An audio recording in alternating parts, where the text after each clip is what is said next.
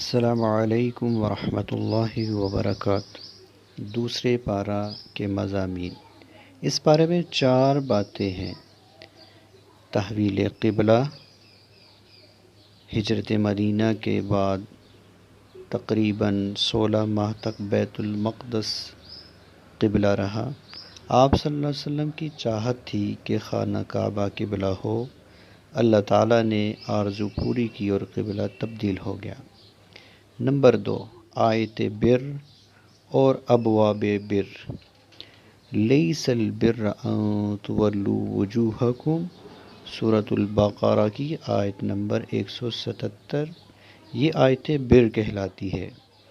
اس میں تمام احکامات، عقائد، عبادات، معاملات، معاشرت اور اخلاق اجمالی طور پر مذکور ہے۔ آگے ابواب بر میں تفصیلی طور پر ہے: صفا مروہ کی سعی، مردار، خون، خنزیر کا گوشت اور جو غیر اللہ کے نامزد ہو ان کی حرمت، قصاص، وصیت، روزے، اعتکاف، حرام کمائی، قمری تاریخ، جہاد، حج، اللہ کی راہ میں خرچ کرنا، ہجرت، شراب اور جوا، مشرکین سے نکاح، حیض میں جماع، ایلا، طلاق، عدت، رضاعت، مہر، حلالہ، معتدہ سے پیغام نکاح۔ نمبر 3، قصہ طاعون۔ کچھ لوگوں پر طاعون کی بیماری آئی، وہ موت کے خوف سے دوسرے شہر چلے گئے۔ اللہ تعالیٰ نے 2 فرشتوں کو بھیج کر انہیں موت دی تاکہ انسانوں کو پتہ چل جائے کہ کوئی موت سے بھاگ نہیں سکتا۔ کچھ عرصے بعد اللہ نے ایک نبی کی دعا مانگنے پر انہیں دوبارہ زندگی دے دی۔ نمبر 4، قصہ طالوت۔ طالوت کے لشکر نے جالوت کے لشکر کو باوجود کم ہونے کے اللہ تعالیٰ کے حکم سے شکست دے دی۔ یہ ایک قرآنی واقعہ ہے اور اس میں کچھ نصیحتیں ہیں، تو آئیے اس کا قرآنی واقعہ کو دیکھتے ہیں۔ اللہ تعالیٰ نے قرآن مجید کے دوسرے پارے کے بالکل اخیر میں ایک واقعہ بیان کیا ہے جس میں ہم مسلمانوں کے لیے بہت سارے خیر کے پہلو اور نصیحتیں ہیں۔ آئیے سب سے پہلے واقعہ اور اس کی تفصیل جان لیتے ہیں۔ سورۃ البقرہ آیت نمبر 246 سے 251 تک یہی مضمون ہے۔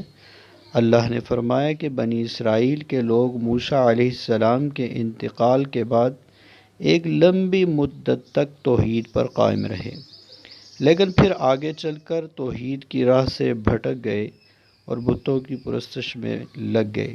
اس نافرمانی کی وجہ سے اللہ نے ان پر عمالقہ قوم کو مسلط کر دیا، جس نے ان کی ایک بڑی تعداد کو قتل کر دیا، بہتوں کو قید کر لیا، زمینوں پر قبضہ کر لیا اور مال غنیمت کے طور پر بہت ساری چیزیں اٹھا لے گئے، یہاں تک کہ وہ تابوت بھی باقی نہ رہا جس میں حضرت موسیٰ اور ہارون نیز دیگر انبیاء علیہم السلام کے باقیات موجود تھے۔ اس ناگہانی آفت کے آ کر چلے جانے کے بعد بنی اسرائیل پر مسلسل ذلت و رسوائی کے بادل چھائے رہے۔ پھر اللہ نے ان کے درمیان سموئیل نامی ایک نبی کو مبعوث کیا۔ انہوں نے لوگوں کو توحید کی دعوت دی تو بستی والوں نے ان سے درخواست کی کہ آپ ہمارے لیے کوئی بادشاہ مقرر کر دیں تاکہ ہم اس کی قیادت میں عمالقہ والوں سے بدلہ لے سکیں اور اپنے انبیاء کے باقیات کو واپس لا سکیں۔ چنانچہ اس نبی نے طالوت نامی ایک نوجوان کو ان کا بادشاہ مقرر کر دیا، لیکن اس پر ان لوگوں نے حیرت ظاہر کی اور کہا کہ خاندان اور مال کے حساب سے بادشاہت کے اس سے زیادہ حقدار لوگ موجود ہیں، پھر اس کو آپ نے ہمارا بادشاہ کیوں بنایا؟ تو نبی نے جواب دیا کہ اسے اللہ نے بادشاہ بنایا ہے اس لیے کہ یہ علم اور طاقت میں تم سب پر فوقیت رکھتا ہے۔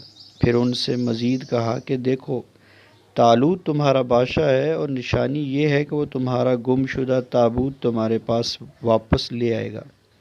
چنانچہ فرشتوں کے ذریعے یہ کام ہوا اور وہ تابوت طالوت بادشاہ کے پاس واپس آ گیا، تو ان لوگوں نے اسے بادشاہ تسلیم کر لیا۔ اب جس وقت یہ لشکر طالوت کی قیادت میں عمالقہ سے جنگ کرنے نکلا تو طالوت نے کہا کہ اللہ تمہیں ایک نہر کے ذریعے آزمانے والا ہے، شدت پیاس کے باوجود تمہیں پانی نہیں پینا ہے، جو پانی پی لے گا وہ ہماری فوج سے الگ ہوگا۔ الغرض نہر کی آمد پر ایک کثیر تعداد اپنی پیاس پر صبر نہ کر سکی اور انہوں نے پانی پی لیا۔ باقی کچھ لوگوں نے صرف ایک چلو پانی پر اکتفا کیا جس کی اجازت تھی۔ جب بقیہ لشکر آگے بڑھا تو پیچھے رہ جانے والے کچھ کمزور یقین والوں نے کہا کہ آج ہمارے لشکر کی خیر نہیں، لیکن پختہ ایمان والوں نے یہ کہہ کر سب کی ہمت بڑھائی کہ اگر تمہارے ایمان اللہ پر مضبوط ہیں تو اللہ کی مدد ضرور آئے گی اور تمہیں فتح نصیب ہوگی، کیونکہ اللہ نے کتنی ہی چھوٹی جماعتوں کو بڑی جماعتوں پر غلبہ عطا کیا ہے، اور اللہ تو صبر کرنے والوں کے ساتھ ہے۔ اس پر سب کی ہمت بڑھ گئی اور سب نے اللہ سے صبر اور ثابت قدمی کی دعا کی اور جالوت اور اس کے لشکر سے جنگ کے لیے آگے بڑھ گئے۔ حضرت داؤد علیہ السلام جو کہ طالوت کے لشکر کے سپاہی تھے اور ابھی انہیں نبوت نہیں ملی تھی، انہوں نے جالوت کو قتل کر دیا اور بنی اسرائیل کو فتح مبین حاصل ہو گئی۔ محترم سامعین، واقعے کی تفصیل کے بعد آئیے اب اس واقعے سے ملنے والے چند نصیحتوں اور سبق کو جان لیتے ہیں۔ کوشش اور محنت کے بغیر کسی بھی چیز کا حصول ناممکن ہے۔ نمبر 2، مجاہدین کا انجام ہر صورت میں بہتر ہوتا ہے۔ نمبر 3، قیادت کے لیے اللہ کے ہاں 2 چیزوں کا اعتبار ہے، علم اور جسمانی قوت۔ نمبر 4، کسی بھی مشکل کے وقت رب سے دعائیں مانگی جائیں۔ نمبر 5، نااہلوں کو جماعت اور جمعیت سے الگ رکھنا چاہیے۔ نمبر 6، اگر لوگ مایوس اور نا امیدی کا شکار ہو جائیں تو انہیں مزید مایوس کرنے کی بجائے ان کی ہمت بڑھانے کا کام کرنا چاہیے۔ نمبر 7، اللہ کے ہاں کثرت قلت کا اعتبار نہیں بلکہ ایمان و عمل کا اعتبار ہے۔ نمبر 8، صبر کا پھل بہر صورت بہترین اور میٹھا ہوتا ہے۔ یہ اس پارے کے چند اہم مضمون ہیں۔ وآخر دعوانا الحمد للہ رب العالمین۔